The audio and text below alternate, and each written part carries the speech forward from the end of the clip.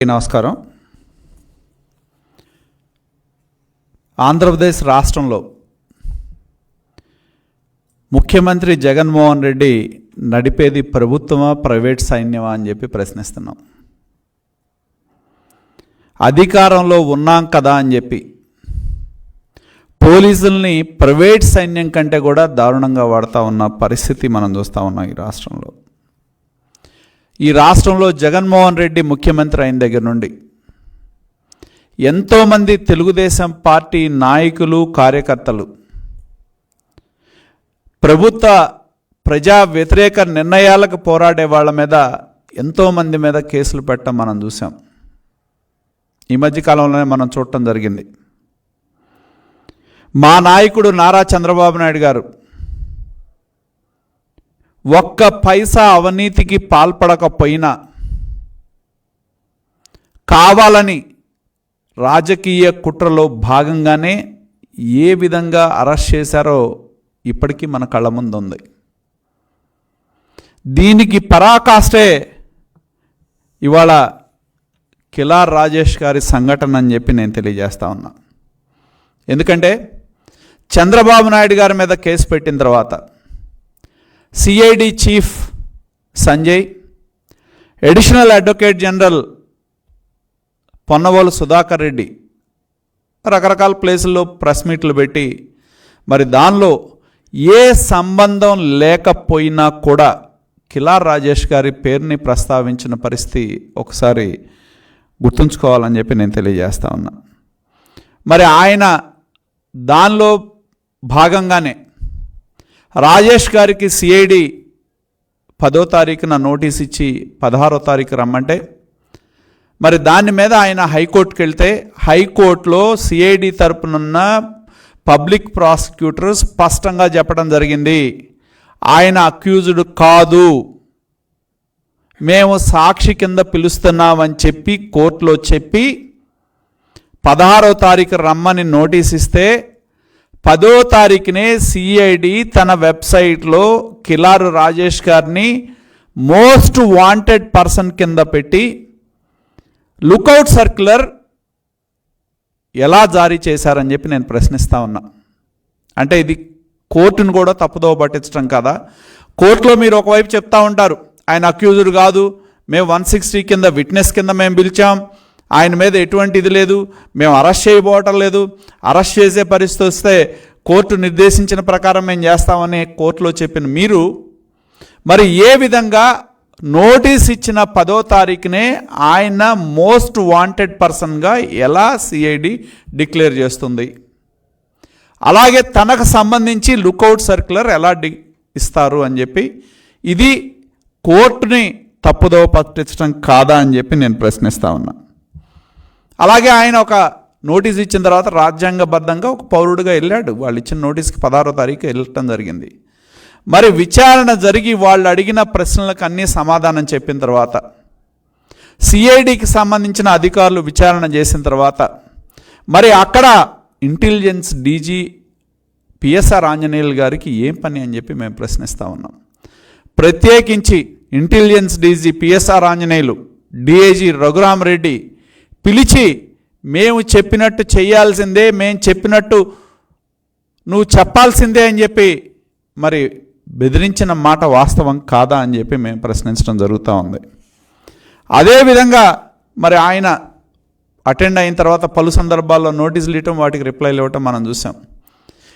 ప్రభుత్వ యొక్క అరాచకానికి పరాకాష్ట ఏంటంటే హైదరాబాద్ నడిబొడ్డులో కిలార్ రాజేష్ గారు వాళ్ళ అబ్బాయిని స్కూల్ నుండి పికప్ చేసుకోవడానికి వెళ్తూ ఉంటే ఒక 3 బైకుల్లో అగంతకులు అనుసరించటం, మరి దాన్ని ఆయన దృష్టిలో పడి ఆయన వెళ్తూ ఉన్న సందర్భంలో మరి ఒక బైక్ మీద ఉన్న వ్యక్తి వచ్చి ఆపి మా సార్ చెప్పినట్టు చెప్పండి, లేకపోతే తీవ్రమైన పరిణామాలు ఎదుర్కొంటారు అని చెప్పి హెచ్చరించడం జరిగింది.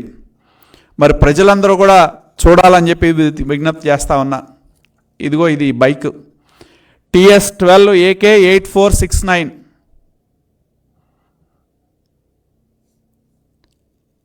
మరి అదే బైకు హెల్మెట్ పెట్టుకొని మరి ఈ బైక్ మీద అనుసరిస్తూ ఆయన్ని ఇంకా రెండు బైకులు పక్కన పెట్టుకొని ఆయన ఇంటి దగ్గర 3:15 నిమిషాలకు బయలుదేరితే ఆయన వెంటబడి వెళ్ళిన చోటకల్లా వెళ్ళి అడ్డంబడి బెదిరించిన వ్యక్తికి సంబంధించిన వివరాలు.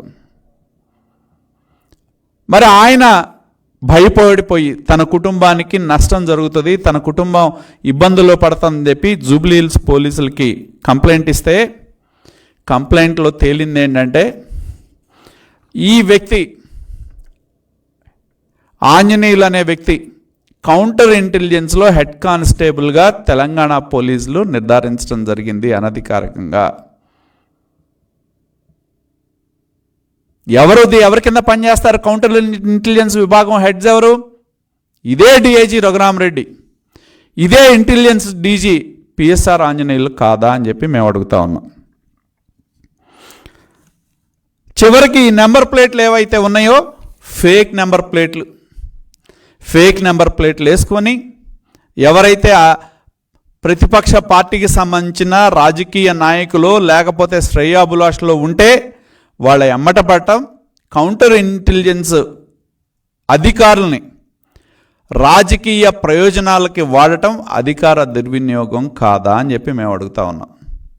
ఎందుకంటే కౌంటర్ ఇంటెలిజెన్స్ ఉద్యోగం ఏంటి?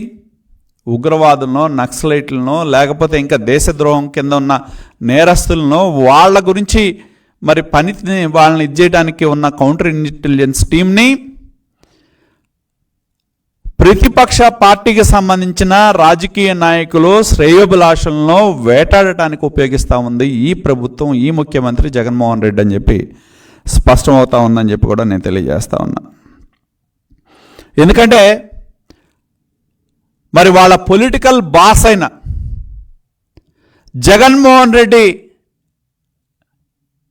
మెప్పించడానికి, ఆయన కళ్ళల్లో ఆనందం చూడటానికే కౌంటర్ ఇంటెలిజెన్స్ టీంని రాజకీయ ప్రేరేపిత అరాచకాల కోసం, రాజకీయ ప్రాయోజిత నేరాలకి ఉపయోగించే విధంగా మన అధికారులు, ఇంటెలిజెన్స్ అధికారులు ఉండటం అనేది ఖండించాల్సిన అంశం అని చెప్పి కూడా నేను తెలియజేస్తా ఉన్నా.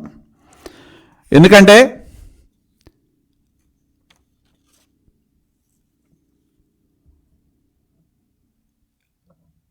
వాళ్ళ యొక్క బాధ్యత, కౌంటర్ ఇంటెలిజెన్స్ అధికారులు దేశం కోసమో, రాష్ట్రం కోసమో, రాష్ట్ర ప్రయోజనాల కోసమో పనిచేయాల్సిన అధికారులు,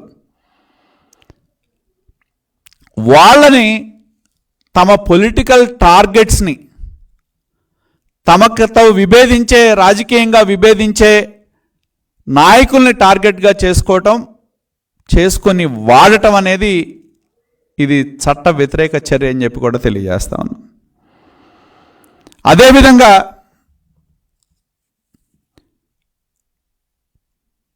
అధికారులు అనేవాళ్ళు చట్టపరిధిలో పనిచేయాల్సిన అధికారులు, రాజ్యాంగం ఎవరికైనా ఒకటే, ధూళిపాల నరేంద్రకైనా ఒకటే ఉంటుంది, పిఎస్ఆర్ ఆంజనేయులకైనా ఒకటే, రఘురామరెడ్డికైనా ఒకటే ఉంటుంది. రాజ్యాంగం ఎప్పుడూ మనుషులను బట్టి మారదు. రాజ్యాంగ పరిధిలో పనిచేయాల్సిన అధికారులు చట్టాన్ని అతిక్రమించి తమ పొలిటికల్ బాస్ అయిన జగన్మోహన్ రెడ్డి యొక్క ప్రాపకం కోసం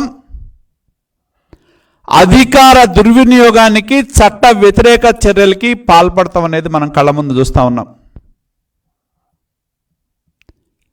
ప్రభుత్వం నుండి జీతాలు తీసుకునే కౌంటర్ ఇంటెలిజెన్స్ అధికారులని మనం ఎక్కడో సినిమాల్లో చూస్తూ ఉంటాం. సినిమాల్లో అప్పుడప్పుడు జరుగుతూ ఉంటుంది. వీధి రౌడీలు కొంతమంది వెనకాల పట్టడం, వాళ్ళని బెదిరించటం, ఇవన్నీ మన సినిమాల్లో చూస్తూ ఉంటాం. సినిమాల్లో చూసిన దానికంటే ఘోరంగా ఇవాళ మన పోలీసు అధికారులు వ్యవహరిస్తూ ఉంటాం అనేది మనం కళ్ళ ముందు చూస్తూ ఉన్నాం. ఒక వీధి రౌడీల కంటే ఘోరమే కదా అది. కౌంటర్ ఇంటెలిజెన్స్లో పనిచేసే అధికారులు ఈ దేశం కోసమో, రాష్ట్రం కోసమో, ఉగ్రవాదుల కోసమో, టెర్రరిస్టుల కోసమో, దేశ ప్రయోజనాల కోసమో, రాష్ట్ర ప్రయోజనాలకో పనిచేయాల్సిన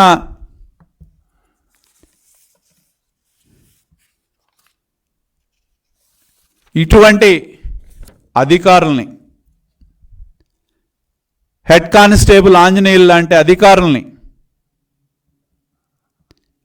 రాజకీయంగా మనకు నచ్చని వాళ్ళని వెంటాడటానికి, వేటాడటానికి ఈ ప్రభుత్వం వినియోగిస్తూ ఉంది అనే దానికి ఇది నిరసనం అని చెప్పి తెలియజేస్తా ఉన్నా.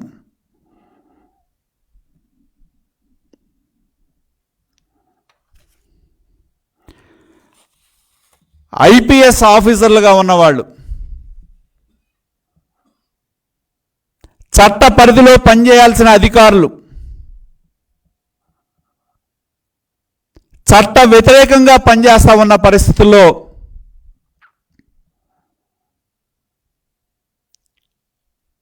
ఖచ్చితంగా దానికి తగిన మూల్యం చెల్లించక తప్పదని చెప్పి కూడా మేము హెచ్చరిస్తా ఉన్నాం. మీకేమీ జీతాలు ఎలా వస్తాయి? ఐపీఎస్ ఆఫీసర్లకైనా, ప్రభుత్వంలో ఉన్న ఉద్యోగస్తులైనా ప్రజల దగ్గర నుంచి పన్నులు వసూలు చేసి ఆ ట్యాక్సెస్ ద్వారా ప్రభుత్వాలు జీతాలు ఇస్తాయి. అంతేగాని వైకాపా పార్టీ కాదు.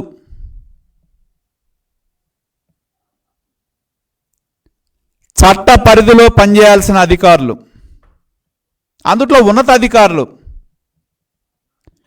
చట్ట పరిధిలో పనిచేయాల్సిన ఉన్నతాధికారులు చట్టాన్ని ఉల్లంఘించి తమ కింద పనిచేసే కౌంటర్ ఇంటెలిజెన్స్లో ఉన్న అధికారుల్ని రాజకీయ ప్రత్యర్థుల్ని వెంటాడటానికి, వేటాడటానికి ఉపయోగించడం అనేది తీవ్రంగా ఖండిస్తా ఉన్నాం.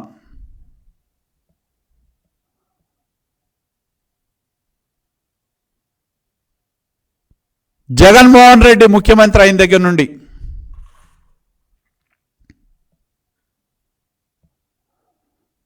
ఆయన ముఖ్యమంత్రి అయిన దగ్గర నుంచి ఎన్నో వ్యవస్థల్ని సర్వనాశనం చేయటం మనం చూసాం. దానిలో భాగంగానే ఇవాళ ఈ కౌంటర్ ఇంటెలిజెన్స్ వ్యవస్థని రాజకీయ ప్రేరేపిత అరాచకాల కోసం వాడుకోవడం అంటే ఇది ప్రభుత్వ పతనానికి పరాకాష్ట అని చెప్పి తెలియజేస్తా ఉన్నాం. ఖచ్చితంగా చట్ట పరిధిలో పనిచేయాల్సిన ఆఫీసర్లు, రాజ్యాంగ పరిధిలో పనిచేయాల్సిన అధికారులు రాజ్యాంగ వ్యతిరేకంగా పనిచేసినప్పుడు గతంలో కూడా మనం చూసాం, ఎంతోమంది అధికారులు జైలుకి వెళ్ళటం చూసాం. ఖచ్చితంగా త్వరలోనే ఎన్నికలు వస్తాయి.